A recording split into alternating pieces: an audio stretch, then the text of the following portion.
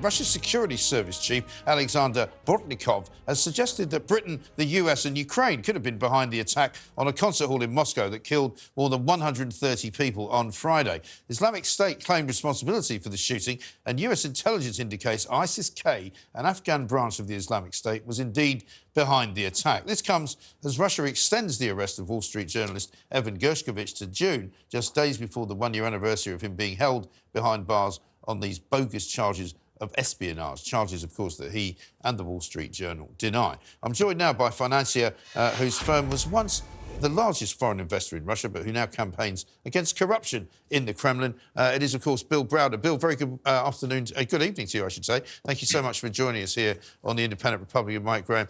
It's been a lot of speculation about ISIS-K and a lot of interest in how they got into Russia, why they decided to attack in the way that they did, what the connection is with Turkey, what the connection is with the various sort of stans around the places where they are.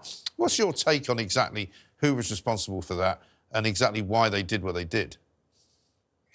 Well, so there's basically three theories about why this terrorist attack took place. Two of them are credible, one of them is not. Right. The most obvious theory is what's on the surface, which is that you have ISIS, a bunch of Islamic terrorists who committed this act of terrorism, announced that they were responsible for it, have made further threats to Russia, and even videoed the terrorist incident. And of course, it's all supported by the fact that you have a number of individuals, alleged individuals who are Islamic people from the Republic of, or the country of Tajikistan. Yes. So that's theory number one.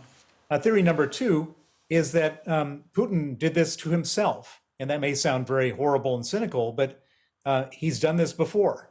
Back when he was prime minister, before he was president, Putin was responsible for having the Russian security services plant a number of apartment bombs throughout Moscow and other parts of Russia, blow up a lot of citizens, create panic and disarray. He blamed it on the Chechens at the time, and then launched a brutal second war against the Chechens in which more than 50,000 civilians died.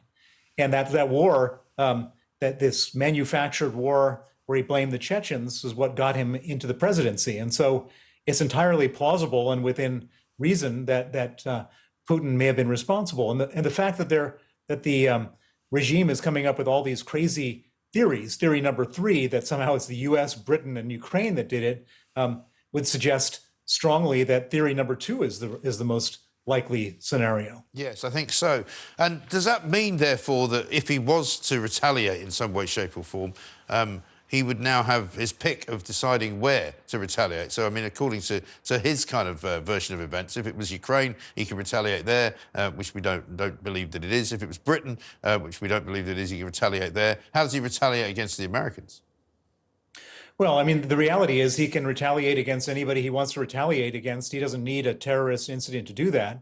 I think that this thing happened either because they wanted to create a terrorist incident, or it happened just because they were victims of terrorism. But either way, he's going to try to use it for his own personal reasons, for his own propaganda. I don't think these statements are meant for us. These statements are meant for the domestic audience in Russia.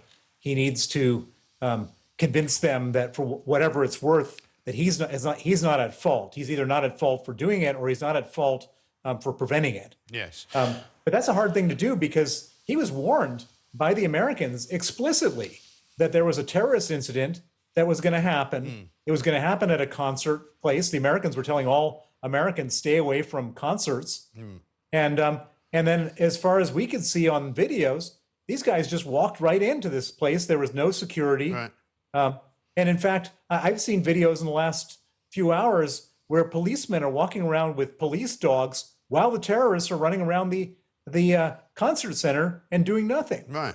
Well, I was told there was a police station actually inside the venue as well. Whether or not they would open or whether they were doing anything is anybody's guess. But if it was a genuine terrorist attack, I'm also told that the resentment that these particular ISIS-K groups feel against Russia goes back to Syria, goes back to Putin's backing of Bashar Assad and the way he treated ISIS.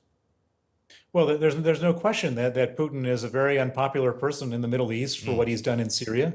He's also a very unpopular person among Muslims for what he did in Chechnya. Right. In Chechnya, he massacred huge numbers of civilians, and they didn't forget that, and their Muslim brothers didn't forget that, and so, I don't think anything justifies killing civilians, but there's a lot of angry people out there, and it's a big, pot of anger just brewing, and he's done nothing to protect these people. If you and I had been standing in Moscow with a sign that said Putin is a criminal, we'd be arrested within a minute. Right. Just the two of us. Yes. But it took them an hour and a half to bring a team of people into the theater when it was on fire, and long after these perpetrators had left.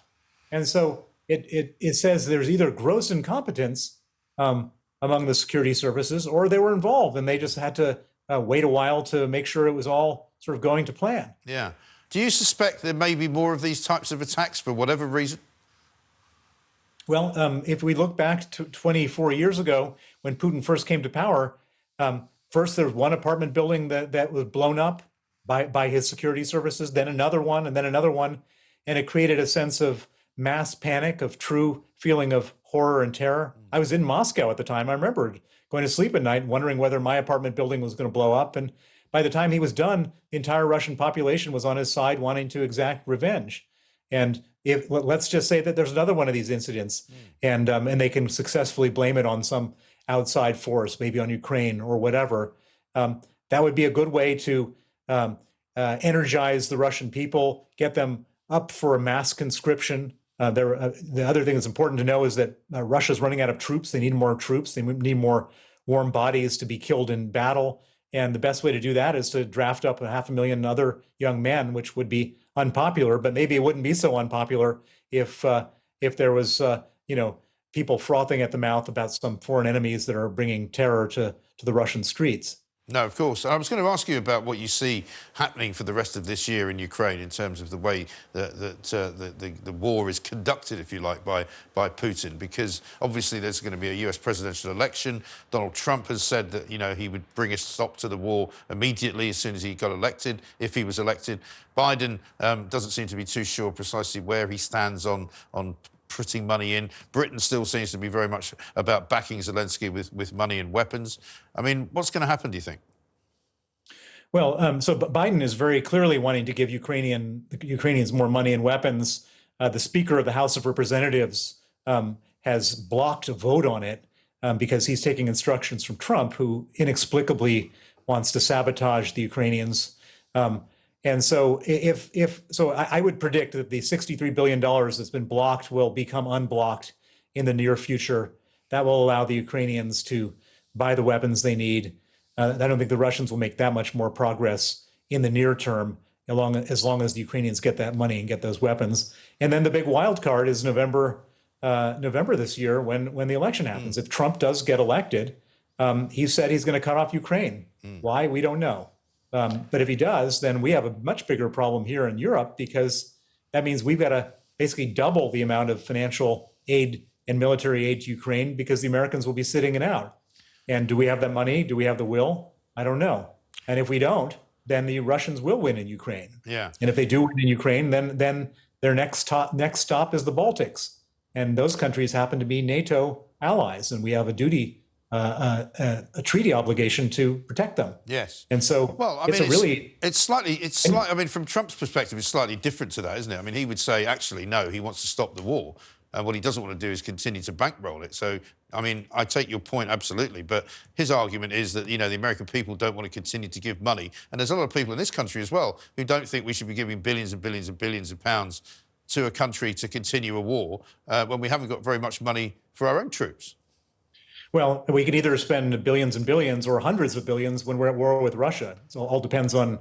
Yeah, well, that all depends if you believe. But hang on, Bill. That all depends if you'd actually believe that Russia would wage war on NATO.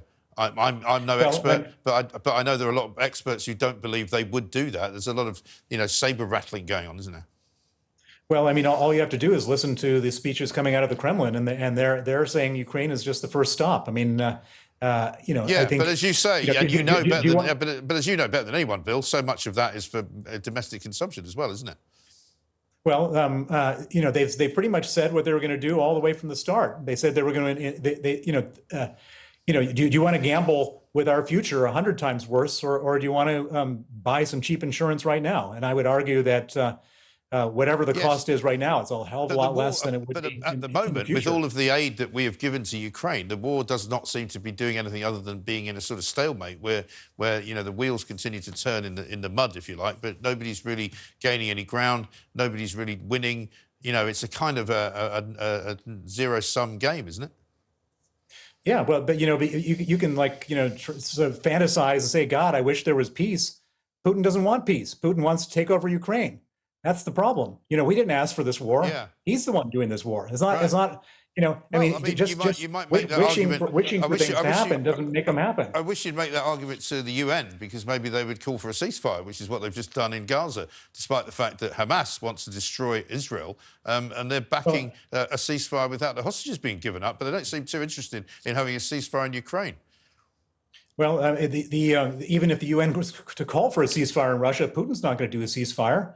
And so, what do you want to do? I mean, do you want to just let Putin win, and then put ourselves in the wrong way? That's not what I'm suggesting. I'm just saying that the point of view that you put forward there as being, Trump is wrong and everybody else who wants, to fight Putin is right. There are two sides to every coin, and I'm just pointing out that there are some people who agree with Donald Trump that it would be better to try and stop the war.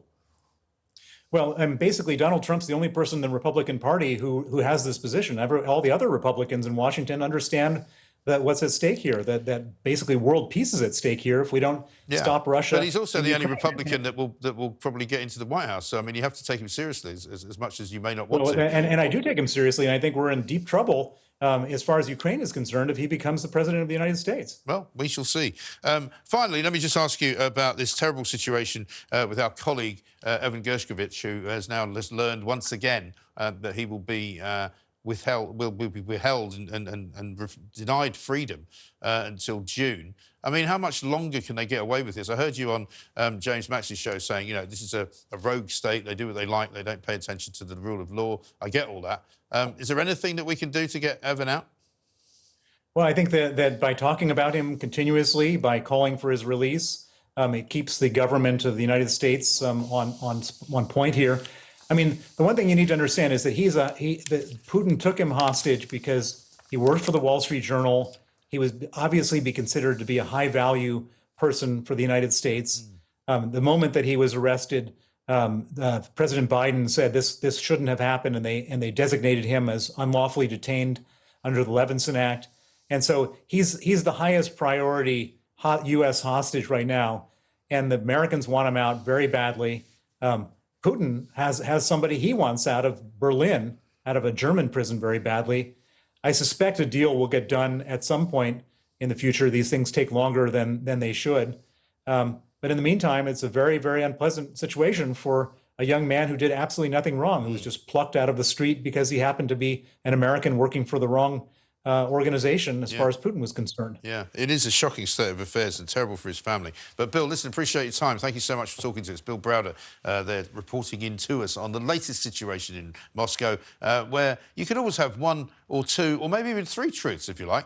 Putin's truth, the truth coming out of the United Nations, the truth, even more than three if you want, the truth coming out of the Trump soon-to-be administration. We shall see.